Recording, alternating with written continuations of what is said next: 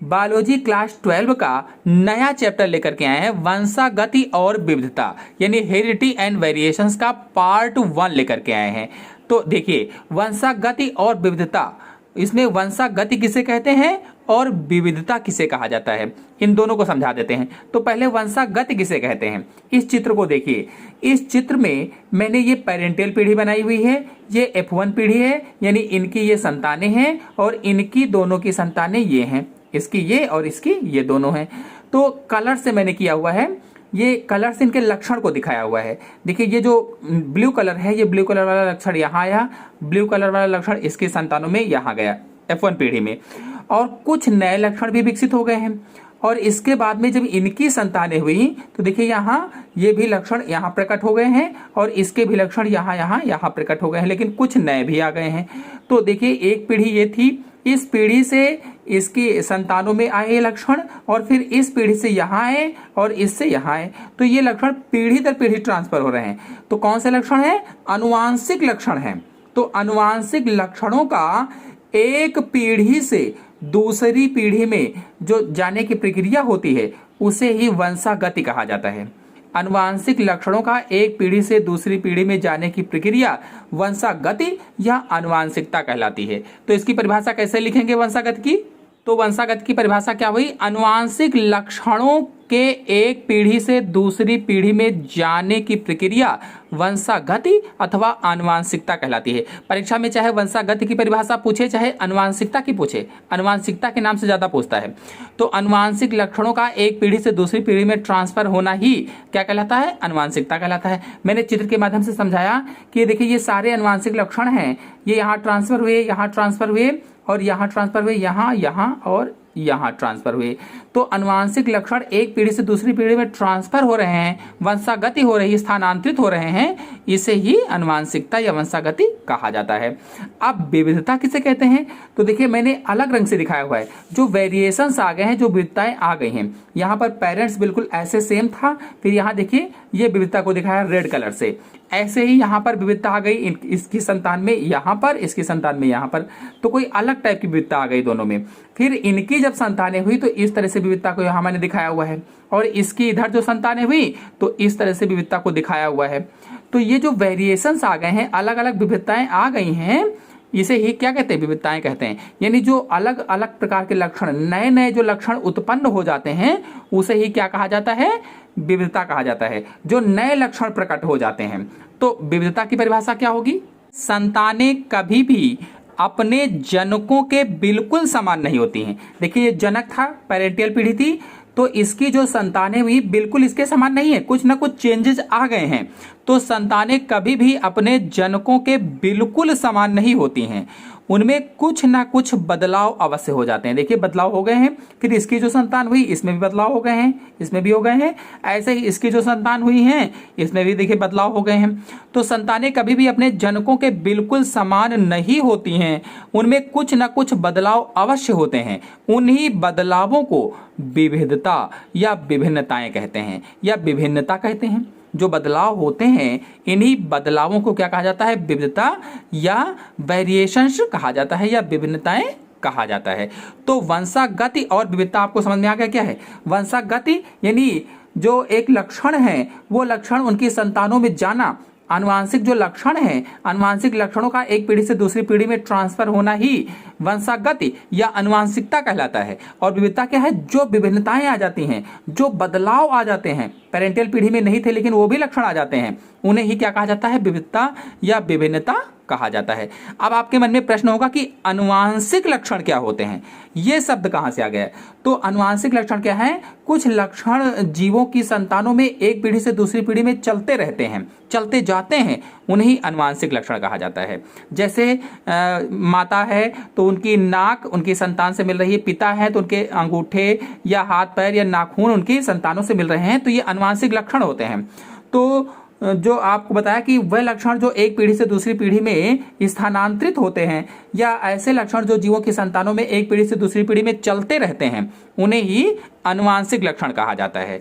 जैसे आँख का मिलना, नाक का मिलना, कान का मिलना और भी बहुत सारी चीज़ें एक जैसी होती हैं, तो वो अनुवांशिक लक्षण कहलाते हैं। लेकिन जो नहीं मिले, बिल्कुल नए हो गए हैं, अलग हो गए, उसे ही विविधता कहा जाता है या वेरिएशंस कहा जाता है। एक परिभाषा और पूछी जाती है, आनुवांशिकी किसे कहते हैं?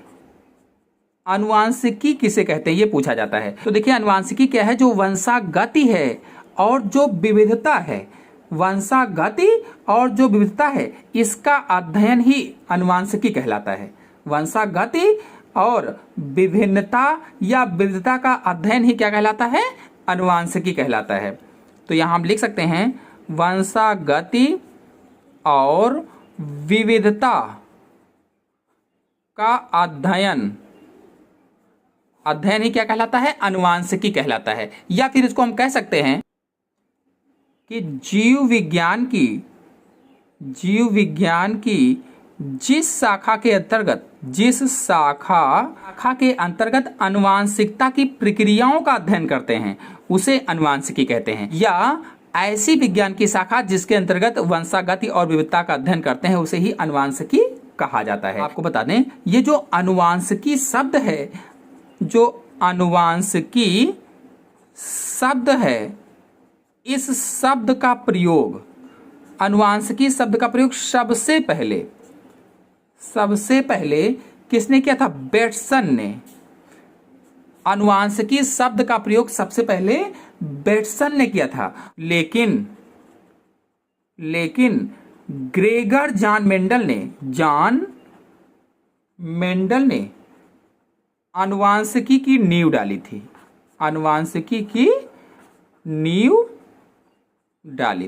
आनुवांशिकी शब्द का प्रयोग सबसे पहले बेटसन ने किया था, लेकिन ग्रेगर जॉन मेंडल ने आनुवांशिकी की नींव डाली थी। आनुवांशिकी यानी जेनेटिक। आनुवांशिकी का मतलब क्या होता है? जेनेटिक। चाहे जेनेटिक कहो चाहे आनुवांशिकी कहो, तो जेनेटिक की परिभाषा भी हो गई, आपको समझ में भी आ गई होगी। अब यहाँ पर नाम आया है ग्रेगर जॉन मेंडल। चूंकि ये पूरा चैप्टर वंशागति और विविधता यानी हेरिडिटी और वेरिएशंस या इनहेरिटेंस एंड वेरिएशन जो है, ये पूरा चैप्टर ग्रेगर जॉन मेंडल पर ही लगभग में आधारित है। तो चलिए ग्रेगर जॉन मेंडल के बारे में थोड़ी सी जानकारी अच्छे से प्राप्त कर लेते हैं जो परीक्षा में पूछी जाती है। तो ये है ग्रेगर जॉन मेंडल और इन पर कई सारे प्रश्न परीक्षा में पूछे जाते हैं। देखिए एक एक करके सारी जानकारी आपको बताते हैं। तो मेंडल का जन्म से शुरू करते हैं। मेंडल का जन्म, जो मेंडल थे इनका जन्म 22 जुलाई 1822 में हुआ था। मेंडल का जन्म यानी ग्रेगर जॉन मेंडल का जन्म 22 जुलाई सन 1822 ईस्वी में माली परिवार में हुआ था। माली परिवार में ये जन्मे थे। और अगर दूसरे नंबर की बात की जाए तो मेंडल या ग्रेगर जॉन मेंडल ऑस्ट्रिया देश के ब्रून शहर के गिरजाघर में एक पादरी थे। इनका पद क्या था? पादरी का था। जो मेंडल थे ऑस्ट्रिया देश के ब्रून शहर में गिरजाघर में एक पादरी थे। सभी पॉइंट को अच्छे से समझेंगे, बहुत इंपॉर्टेंट है। और जब खाली समय होता था तो ये अपने खाली समय में गिरजाघर के बगीचे में, कह लो गिरजाघर के बगीचे में मटर के पौधों पर अनेक प्रयोग किए। मेंडल ने अपने खाली समय में गिरजाघर के बगीचे में मटर के पौधों पर अनेक प्रयोग किए थे, याद रखेंगे। और कब तक किए? तो लगातार 8 सालों तक प्रयोग किया। 8 सालों या 8 वर्षों कह लीजिए, 8 वर्षों तक प्रयोग किया। और 8 वर्षों तक प्रयोग करने के बाद में इन्होंने 3 नियमों का प्रतिपादन किया। 3 नियमों का प्रतिपादन किया। कौन से 3 नियम थे? आनुवांशिकता के नियम। तो यहां आप कह सकते हो कि आनुवांशिकता आनुवांशिकता के 3 नियमों का इन्होंने प्रतिपादन किया था। और अगर 5वीं बात की जाए, आधुनिक आनुवांशिकी की नींव डाली। आनुवांशिकी की नींव डाली, 3 नियमों का प्रतिपादन किया और आधुनिक आनुवांशिकी की नींव इन्होंने डाली थी। और इसके बाद में आपको अगला पॉइंट बताएं इनके बारे में। इसीलिए क्योंकि 3 नियमों का प्रतिपादन किया और आधुनिक आनुवांशिकी की नींव डाली, इसीलिए इन्हें आधुनिक आनुवांशिकी का जनक कहा जाता है। फादर ऑफ जेनेटिक, आधुनिक आनुवांशिकी का जनक कहते हैं, इसीलिए कहा जाता है आधुनिक आनुवांशिकी का जनक। अब इधर पॉइंट देख लेते हैं। 7 नंबर अगर पॉइंट की बात की जाए तो मेंडल ने अपने प्रयोगों के माध्यम से मेंडल ने अपने प्रयोगों को the proceeding of natural history या history of society, SOCIETY, society of ब्रून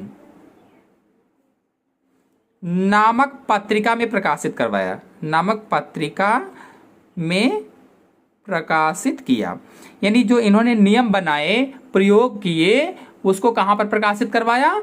तो proceeding of natural history of society of Brunn नामक एक छोटी सी पत्रिका में इन्हें प्रकाशित करवाया था।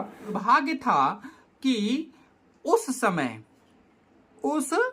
समय वैज्ञानिकों ने मेंडल के नियमों पर ध्यान नहीं दिया। मेंडल के कार्यों और नियमों पर ध्यान नहीं दिया। क्यों नहीं दिया ध्यान? आपको बताते कि उसी समय डार्विन के विकासवाद की तरफ वैज्ञानिक आकर्षित थे। डार्विन का जो विकासवाद था उस तरफ आकर्षित थे, इसलिए इनकी तरफ कोई ध्यान नहीं दिया। और आपको बता दें कि मेंडल के कार्य 35 सालों तक उपेक्षित रहे। लगभग में 35 सालों तक इनके ये जो नियम थे, ये कार्य थे, ये उपेक्षित रहे। लगभग मानते 1900 के बाद में या 1900 तक जो अनुवांशिकी वैज्ञानिक थे, अन्य अनुवांशिक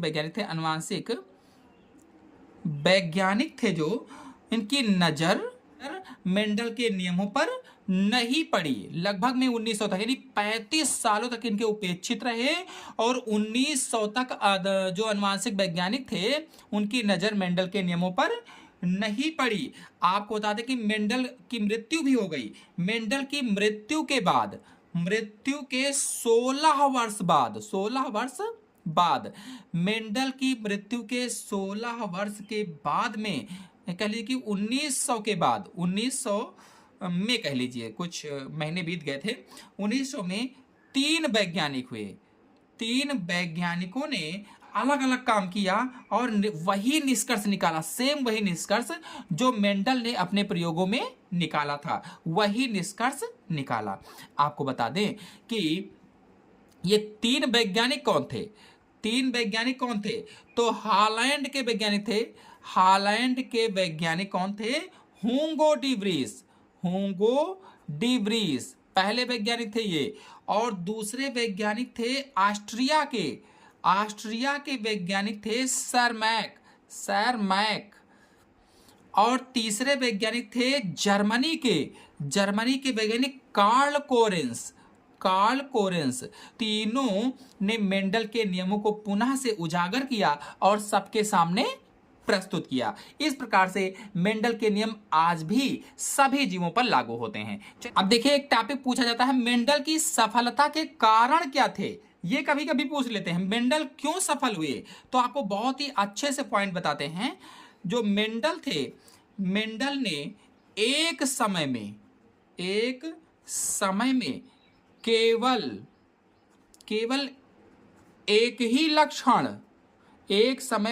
एक ही लक्षण की वंशागति का अध्ययन किया। मेंडल ने एक समय में केवल एक ही लक्षण की वंशागति का अध्ययन किया और इसलिए सफल हुए। दूसरा क्या था, मेंडल ने अपने प्रयोगों का F2, F3 व आगे की कई पीढ़ियों तक अध्ययन किया। मतलब ये नहीं कि केवल एक ही पीढ़ी का अध्ययन कर लिया बस, इसलिए सफल हुए क्योंकि इन्होंने F1 से लेकर F2, F3, F4, F5 कई पीढ़ियों तक अध्ययन किया, तब जाकर के निष्कर्ष निकाले थे। और आगे आप अगला पॉइंट बता सकते हैं कि मेंडल ने अपने प्रयोगों के सभी आंकड़ों का पूरा रिकॉर्ड रखा। मेंडल ने जो प्रयोग किए थे उन सभी प्रयोगों के आंकड़ों का पूरा रिकॉर्ड रखा और उनका विश्लेषण भी किया। सावधानी पूर्वक विश्लेषण किया। फिर अगला पॉइंट आप बता सकते हैं कि मेंडल ने आनुवांशिक रूप से शुद्ध पौधों का चयन किया। तो इसी तरह से कई सारे पॉइंट आप बता सकते हैं, इसलिए मेंडल सफल हुए। फिर एक क्वेश्चन पूछा जाता है कि मेंडल ने मटर का पौधा ही क्यों चुना था, ये क्वेश्चन पूछते हैं। तो क्वेश्चन पूछते हैं कि मेंडल ने मटर का पौधा क्यों चुना। तो आपको बता दें कुछ पॉइंट कि जो मटर का पौधा एक वर्षीय था, यानी कि कह लीजिए कि 3 से 4 माह में तैयार हो जाता था। मेंडल का पौधा एक वर्षीय था, यानी 3 से 4 महीने में ही तैयार हो जाता था, जिसकी वजह से जल्दी जल्दी कई पीढ़ियों का अध्ययन करना संभव था, इसलिए मटर का पौधा चुना। चूंकि एक ही वर्षीय था, 3 से 4 माह में ही तैयार हो जाता था, इसलिए जल्दी जल्दी कई पीढ़ियों का अध्ययन कर सकते थे, इसीलिए मटर का पौधा चुना। और आपको बता दें कि ये उभयलिंगी था। मटर का पौधा उभयलिंगी था, इसलिए चुना, यानी कि नर और मादा जनन अंग एक ही पुष्प में मौजूद थे। एक पुष्प है, उसी में नर भी था, उसी में मादा भी था, इसलिए इन्होंने मटर का पौधा चुना। एक ही पुष्प में दोनों जनन अंग उपस्थित थे। फिर अगला आप बता सकते हैं कि इसमें स्वपरागण आसानी से हो जाता था। सेल्फ पॉलिनेशन, स्वपरागण आसानी से हो जाता था, यानी मटर के पौधों में स्वपरागण आसानी से होता है, इसलिए मटर के पौधों को चुना। फिर आप अगला बता सकते हैं कि इनमें तुलनात्मक लक्षण भी थे, यानी मटर के पौधों में एक दूसरे के विपरीत अनेक तुलनात्मक लक्षण मिलते हैं, इसलिए इन्होंने चुना। फिर एक क्वेश्चन पूछते हैं मेंडल द्वारा चयनित लक्षण, यानी मेंडल ने कितने लक्षणों को लेकर के प्रयोग किया था। यह प्रश्न कई बार बोर्ड परीक्षा में पूछा गया है। मेंडल ने कितने लक्षणों को लेकर के प्रयोग किया था, तो 7 लक्षणों को लिया था। 7 जोड़ी वंशागत लक्षणों का चयन किया था। कौन कौन से थे? पहला था तने की लंबाई। पूछ लेते हैं वो लक्षण कौन से थे, ऑप्शनल क्वेश्चन में लक्षण दे देते हैं, इनमें से कौन से लक्षण है जिसमें चयन किया था उसका। तो तने की लंबाई में इसमें लंबापन प्रभावी और बौनापन अप्रभावी था। और दूसरा पुष्पों की स्थिति। और तीसरा मान के चलिए कि पुष्पों का रंग, जैसे बैंगनी है, सफेद है, तो बैंगनी प्रभावी और सफेद अप्रभावी। और ऐसे ही चौथा मान के चलिए तो फली का रंग, फली कैसी है। ऐसे ही पांचवा फली का रूप, यानी आकार कह लीजिए। और फिर छठवां बीज की आकृति मान लीजिए, जैसे गोल था, झुर्रीदार था, तो गोल प्रभावी था, झुर्रीदार अप्रभावी था। ऐसे ही सातवां मान लीजिए बीजों का रंग, तो पीला और हरा, जैसे पीला प्रभावी और हरा अप्रभावी था। तो इन 7 जोड़ी विपरीत लक्षणों का अध्ययन किया था, यानी 7 लक्षणों को लेकर के मेंडल ने मटर के पौधे पर प्रयोग किया था। प्रभावी और अप्रभावी दोनों के लक्षण थे। तो आज के अंक में इतना ही। अगले अंक में मेंडल के तीनों नियम को अच्छी तरह से समझाएंगे चित्रों के माध्यम से। आशा है आपको आज का वीडियो अच्छी तरह समझ में आ गया होगा। समझ में आ गया हो तो वीडियो को लाइक कीजिए, अपने दोस्तों में शेयर कीजिए, और चैनल पहली बार आए हैं तो चैनल को सब्सक्राइब भी कर लीजिए। धन्यवाद।